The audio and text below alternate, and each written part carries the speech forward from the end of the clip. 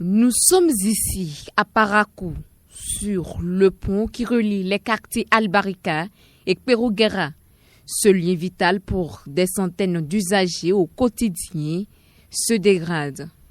Lentement mais sûrement, portions effondrées sur des côtés, le danger est bien réel. Notre voie de Kperouguera Albarika, nous vivons très mal avec cette voie. Et depuis longtemps, depuis des années, je vais dire, nous avons beau crier, on a beaucoup crié sur cette voie, mais rien n'a changé. Nos grands frères, nos papas, beaucoup ont grogné sur les différentes radios, les différentes chaînes de radio de Parakou ici, à travers ce qu'ils ont vécu ici ou bien ce qu'ils ont traversé comme difficulté. D'autres se sont vus dans l'eau, leur portable emporté, d'autres ont perdu des dents, je vais dire, ce n'est pas une dent, 2 dents. Ici, on a perdu des enfants, des frères ici, mais malgré tous ces cris, n'ont abouti à rien.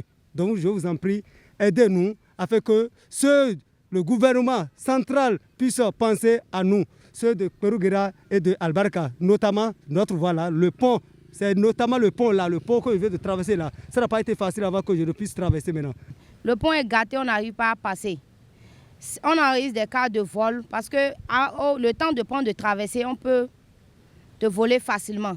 Le pont est dégradé, vous-même vous pouvez le constater. C'est gâté complètement. L'eau a tout emporté. Il n'y a pas de place pour passer, c'est difficilement. Même les grandes personnes âgées pour traverser, c'est difficile. Donc on est en train de solliciter que les gens puissent nous aider. Les autorités n'ont qu'à nous aider à arranger un peu la situation, sinon ce n'est pas du tout bon. Les élèves, bientôt c'est la rentrée. Pour aller à l'école maintenant, ce sera encore plus difficile. La pluie empêche et le pont est gâté. Donc, c'est pas trop cool.